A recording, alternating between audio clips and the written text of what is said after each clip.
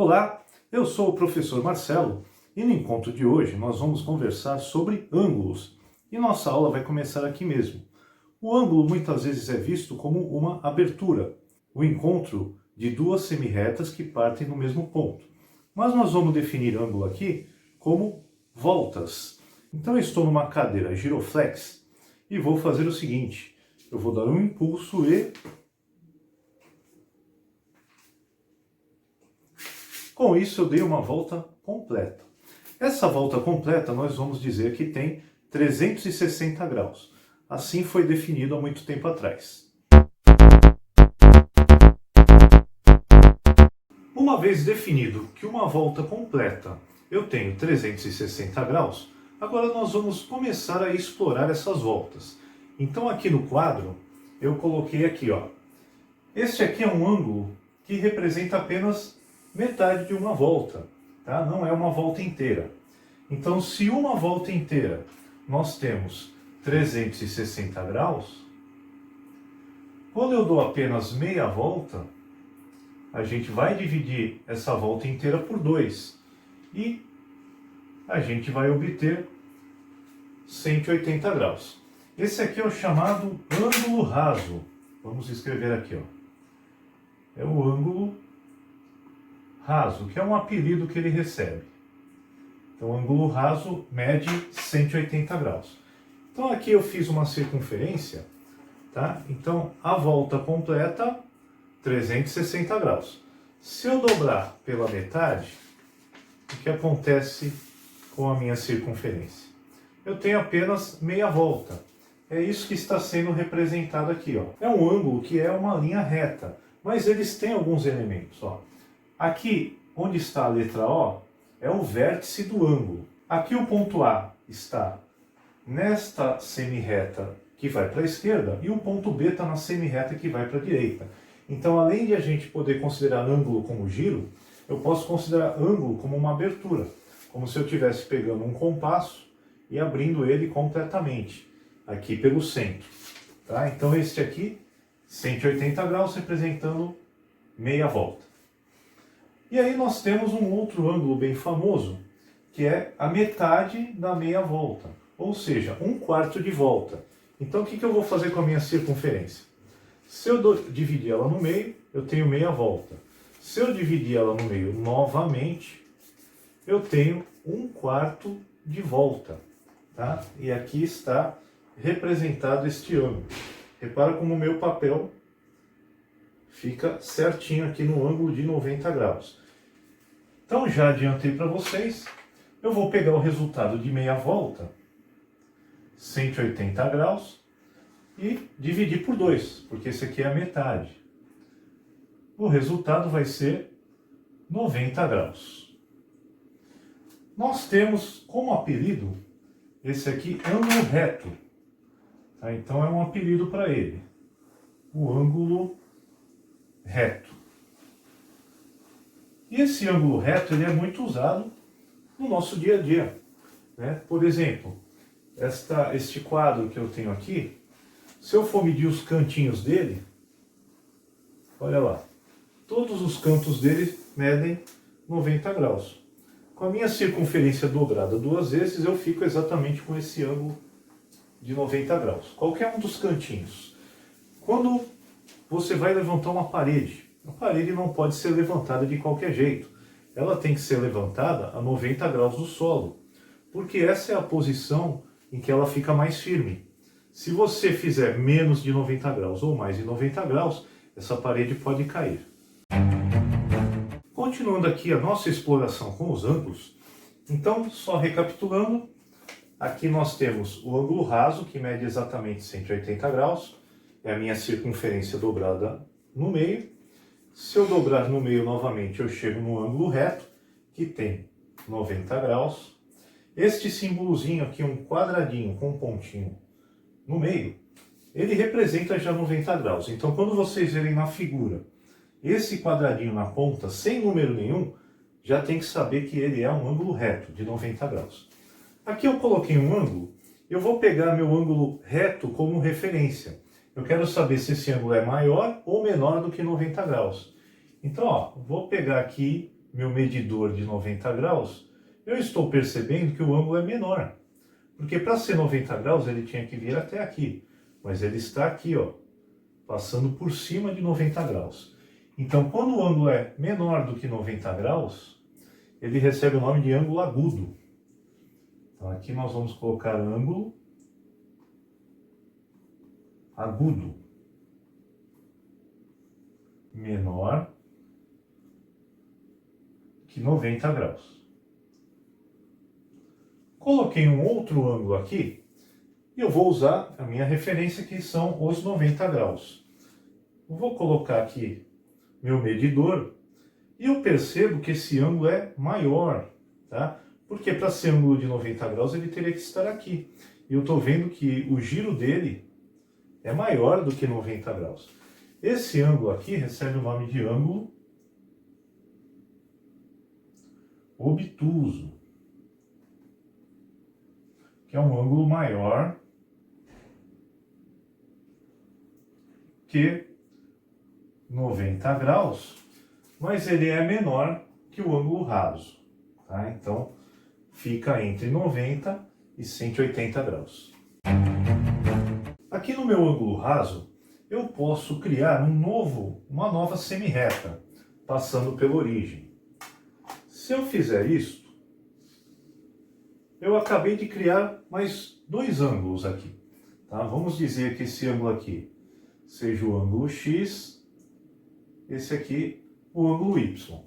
Esses dois ângulos, quando eles estão do ladinho, eles são chamados de ângulos adjacentes. Adjacente quer dizer vizinho, então dá para decorar bem, né? Então aqui nós temos dois ângulos adjacentes. E o que acontece se a gente somar o ângulo X com o ângulo Y? Repara que eu não sei quanto mede o X, nem sei quanto mede o Y. Mas eu sei que este ângulo todo é um ângulo raso, ele tem 180 graus. Então, se eu somar o X com o Y, o resultado tem que dar 180 graus.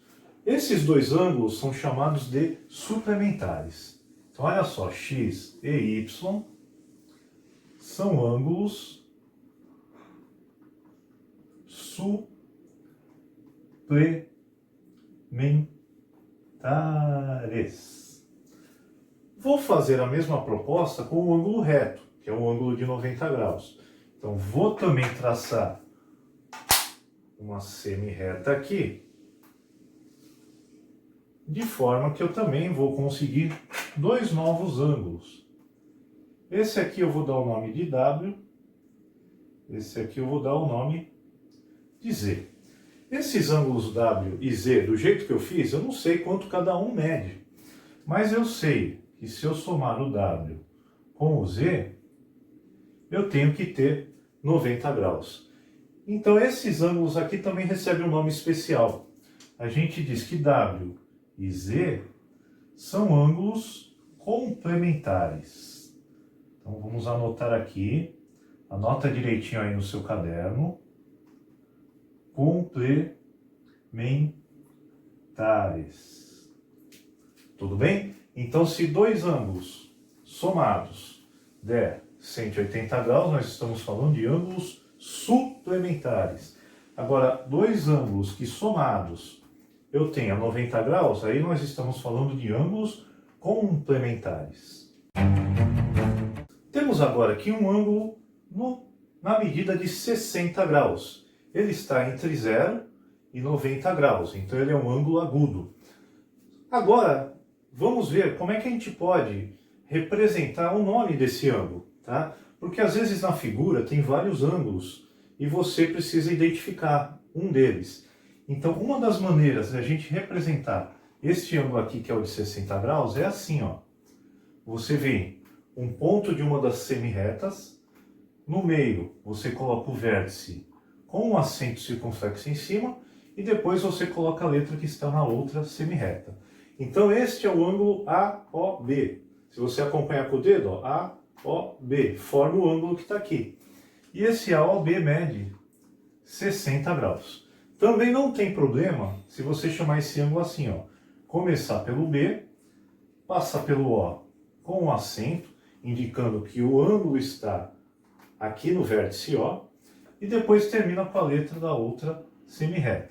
Então o ângulo BOA é a mesma coisa. Ó. BOA ele tem 60 graus. Escrevendo assim, eu posso até apagar a inscrição dele aqui, porque a gente já sabe aqui pela legenda que este ângulo tem 60 graus. Então minha proposta agora é fazer uma outra semirreta aqui, mais uma semirreta especial. Então eu vou fazer essa semirreta de forma que aqui fique 30 graus e aqui também fique 30 graus. Então o ângulo inteiro tem 60 graus, como dá para ver. Ó. Esses dois ângulos são adjacentes. Se somar os dois vai dar 60, que é o valor dele todo. E aqui eu vou colocar um Czinho só para a gente representar essa semirreta. Essa semirreta OC, que a gente representa assim, ela começa no ponto O, passa pelo C e vai embora. É isso que está representando a setinha. Ela começa aqui no O, passa pelo C e vai embora. Essa semirreta é chamada bissetriz do ângulo AOB. Então esse nome aqui, quando vocês virem, bissetriz, significa que uma semirreta está cortando o nosso ângulo em outros dois ângulos iguais. Para encerrar nosso encontro de hoje, nós vamos resolver este problema aqui. Na figura abaixo, calcule as medidas x, y e z indicadas. A figura, ela apresenta para a gente duas retas se cruzando aqui no meio. E aí o que aconteceu? Aqui ele indicou para a gente que mede 40 graus. E sabendo disso, ele quer que a gente calcule o x, o y e o z. Então como será que a gente pode fazer isso? Eu vou pegar aqui a minha circunferência, certo? Se eu fizer ela como 90 graus, você vai ver que a figura não está dando realmente 90 graus aqui. Esse ângulo é maior. Aqui o ângulo é menor, claro, ele é 40 graus, né? Tem que ser menor. Então, quer dizer, eu não estou diante de nenhuma medida de 90 graus. Agora, fazendo só metade, 180 graus, eu posso reparar que a minha figura aqui, ó, ela tem 180 graus. Então, x e 40 graus, eles são suplementares. E se você lembrar do que a gente acabou de falar, dois ângulos suplementares somados tem que dar 180 graus. Então, olha só, x mais 40 graus é igual a 180 graus. Com isso, com esta equação do primeiro grau, eu tenho condições de descobrir quanto mede o x. Então, vamos ver. Vou retirar 40 graus dos dois lados. Tá? Vou fazer essa retirada que o x já vai ficar sozinho. Então, tira 40 graus de um lado, tira 40 graus do outro. Você que não assistiu o nosso encontro sobre equações do primeiro grau, vale a pena, tá bem legal. Tirando 40 graus do lado de cá, só sobra o x. Tirando 40 graus do lado de lá, 140 graus. Então, numa equação, quando a minha letra fica sozinha, do outro lado só pode ser o seu valor. Já descobrimos aqui quanto mede o x. Perfeito. Agora eu queria que vocês observassem outra coisa.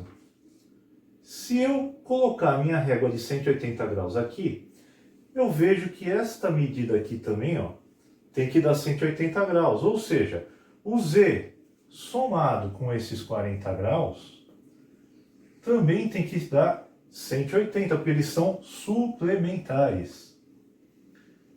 E aí eu caio na mesma situação do x. Ó. X mais 40 dá 180. Z mais 40 dá 180. Então, quanto mede o Z? Ele só pode medir também 140 graus. Coincidência? Não é coincidência, a gente já vai ver. Bom, eu descobri então que aqui mede 140 graus, que aqui mede 140 graus. Só falta o Y. Só que o Y também tem essa propriedade. Se eu fizer o Y mais o Z, tem que dar 180 graus, porque eles são suplementares. Se eu fizer o y mais o x, também tem que dar 180 graus, porque eles são suplementares. Mas tanto faz usar o z como o x, porque eles valem a mesma coisa. Então eu vou utilizar o z. Olha só, o y somado com o z, que eu já vou colocar 140 graus, tem que dar 180 graus. E aí, faço a retirada de 140 de um lado e faço a retirada de 140 do outro também. É uma equação, eu tenho que fazer igual nos dois lados. E o y já vai ficar sozinho. Y igual 180 menos 140 vai dar 40 graus. Opa! Também é igual ao seu ângulo da frente. Isso aqui, esse tipo de figura, quando duas retas se cruzam, ela recebe um nome especial. Ela causa ângulos opostos pelo vértice, que a gente abrevia pela sigla OPV. Então veja bem, quando os ângulos estão de frente, eles têm o mesmo valor. 40 tem que ser igual ao outro lado lá. Então o y só podia ser 40. E aqui o x, que é 140, tem que ser igual ao z. Repara que os adjacentes não precisam ser iguais. Adjacentes são os vizinhos. Quem são iguais são os opostos. Então, x é oposto a z, por isso que eles são iguais, e y é oposto ao 40, por isso que eles são iguais. E os adjacentes são sempre suplementares. Então, ângulos opostos pelo vértice são congruentes, que na nossa língua corrente significa iguais, e os adjacentes aqui são suplementares, ou seja, a soma deles tem que dar 180 graus. Se você ficou com alguma dúvida ou quer dar alguma sugestão, deixe aí nos comentários ou entre em contato com a gente nas nossas redes sociais.